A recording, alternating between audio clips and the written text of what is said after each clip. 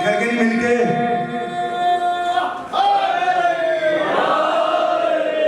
میں اگر be be گئی اندر، اس نے کہا کمال تو یہی ہے کہ وہ بی بی اندر گئی، دیوار پھر مل گئی۔ اللہ مجلس تحریر فرماتے ہیں کہ یہ پورے مکے کے دروازوں پر دوڑا، ہر گھر پہ جا کے میں نے ایک بی بی کو اندر جاتے دیکھا، میں نے ایک بی بی کو اندر۔ اللہ مجلس تحریر فرماتے ہیں کہ پورا مکہ چھوڑیے، اطراف مکہ کے لوگ خانہ کعبہ کے پاس آ کے جمع ہو گئے۔ فقرہ سننا، اللہ مجلس تحریر لکھتے ہیں کہ مکے کی بات چھوڑو، جب اس نے ہر گھر میں جا کے کہا نا میں نے بی بی کو اندر جاتے دیکھا، اندر جاتے دیکھا، وہ بی بی اندر چلی گئی، اب لوگ پریشان ہیں۔ اللہ مجلس تحریر فرماتے ہیں کہ مکے کا تو چھوڑیے، اطراف مکہ کے لوگ خانہ کعبہ کے قریب آ گئے۔ اللہ مجلس لکھتے ہیں اتنا بڑا مجمع فقط 2 ہی مرتبہ اکٹھا ہوا ہے، یا تو 13 رجب کو کعبے میں ہوا یا 18 ذوالحجہ کو غدیر میں ہوا۔ اتنا علامہ مجلسی فرماتے ہیں اتنا بڑا مجمع فقط 2 مرتبہ آیا، یا تو 13 رجب کو کعبے میں آیا یا 18 ذوالحجہ کو غدیر میں آیا۔ علامہ مجلسی لکھتے ہیں اللہ کا شکر ہے یہ دونوں مجمع میرے علی کے لیے آئے۔ پہلا مجمع دیدار علی کے لیے آیا، دوسرا مجمع اقرار علی کے لیے آیا۔ اب لوگ اکٹھا کھڑے ہوئے، وہ بی بی اندر گئی، 3 دن ہو گئے، زندہ بھی ہے دروازے میں دخل، بی بی باہر آئیے، ہمیں بتائیے آپ زندہ ہے کہ نہیں؟ نبی کے بعد یا نبی اللہ آپ کی چچی اندر ہے، یا نبی اللہ پریشانی ہوتے؟ نبی نے کہا بھائی انتظار میں بھی کر رہا ہوں، تم بھی کر لو، جب آئے گی تو پوچھ لینا۔ اب تاریخ یہ بتاتی ہے کہ 3 دن کے بعد پھر دیوار پھٹی، وہ بی بی اب باہر آئی اور اکیلے نہ آئی، اپنے ہاتھوں پر ایک بچے کو لیے ہوئے، اس بچے کو نبی کے ہاتھوں پر رکھا۔ نبی نے مجمع کا چہرہ دیکھا اور دیکھنے کے بعد اپنے ہاتھوں پہ اٹھا کے بلند کیا۔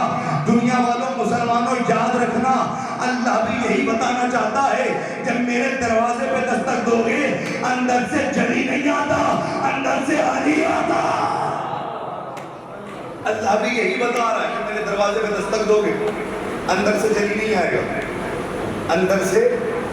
اب تاریخ یہ بتاتی ہے کہ جب علی نبی کے ہاتھوں میں آئے تو آپ نے سنا ہوا کہ علی نے کہا یا رسول اللہ بتائیے، میں توریت سناؤں، زبور سناؤں، انجیل سناؤں یا قرآن سناؤں؟ نبی نے کہا یا علی توریت صاحب توریت سے بہتر، زبور صاحب زبور سے بہتر، انجیل صاحب انجیل سے بہتر، لیکن یا علی تم نے قرآن بالکل ایسے پڑھا جیسے ہم پڑھتے ہیں۔ ارے میں نے فقرہ پڑھ کے جو سمجھ گیا اس کی سماعت کو سلام۔ دیکھیں مجمع لگا ہوا ہے مسلمانوں کا، خود کو صحابی بتانے والے موجود ہیں، اور نبی سب کے سامنے کیا کہہ رہے ہیں؟ یا علی تم نے قرآن بالکل ایسے پڑھا جیسے ہم پڑھتے۔ نبی کے اس فقرے نے بتا دیا کہ نبی ان پڑھ نہیں تھے۔ کیا کہا کہ بالکل قرآن ایسے پڑھا۔ اب علی ہے نبی کے ہاتھوں پر، معترض اعتراض تو ضرور کرے گا، اس لیے کہ علی کے فضائل ہر کسی کو ہضم تو ہوتے نہیں۔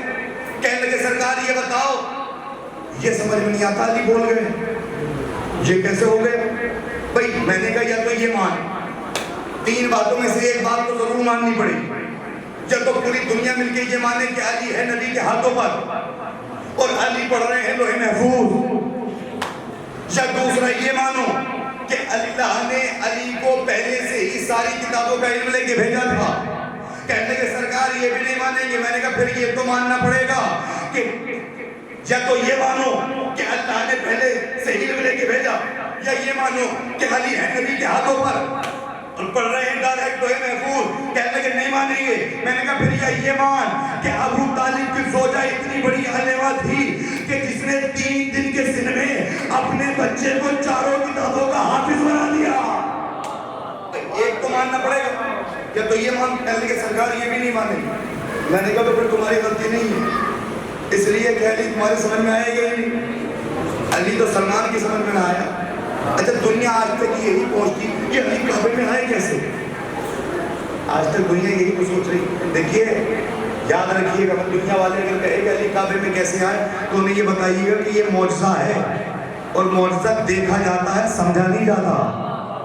علی کا کعبے میں آنا اگر، لیکن آج ٹیکنالوجی کا زمانہ، ترقی یافتہ دور ہے، اگر آج بھی ہم ولایت علی کو نہ سمجھ سکے، علی کی آمد کو نہ سمجھ سکے تو پھر کب سمجھے گی؟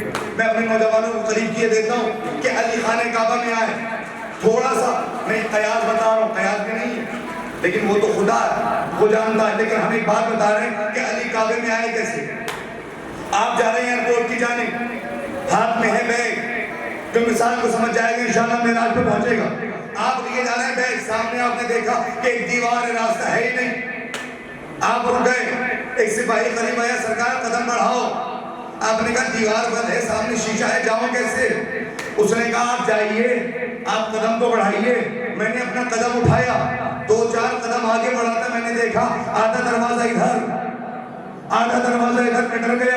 میں نے کہا بھئیے یہ معاملہ کیا ہے، یہ ماجرا کیا ہے؟ میں نے تو کوئی بٹن دبایا نہیں، میں نے تو کسی سے کچھ کہا نہیں، میں نے تو کسی کو بتایا ہی نہیں، یہ دروازہ کھل کیسے گیا؟ ایک سپاہی نے آگے کہا مولانا معاملہ یہ ہے کہ یہاں پہ سرکار نے لگایا ہے سینسر. اب تو سمجھ جائے گا، اس کی سماعت کو سلام. مولانا یہاں پہ سرکار نے لگایا ہے سینسر. جب کوئی قدم محسوس رکھتا ہے، قدم رکھتا ہے، تو یہ سینسر جا کے مشین کو بتاتا ہے کوئی آیا ہے. تو آدھا دروازہ ادھر ہو جاتا ہے، آدھا دروازہ ادھر ہو جاتا ہے، کسی کو بتانے کی ضرورت نہیں پڑتی. میں نے کہا آپ بھی نہیں سمجھے. ارے 13 رجب کو اللہ نے کعبے میں سینسر لگا دیا. اب بھی سمجھ میں نہیں آیا کہ اللہ نے 13 رجب کو کعبے کے اندر سینسر لگا دیا تھا.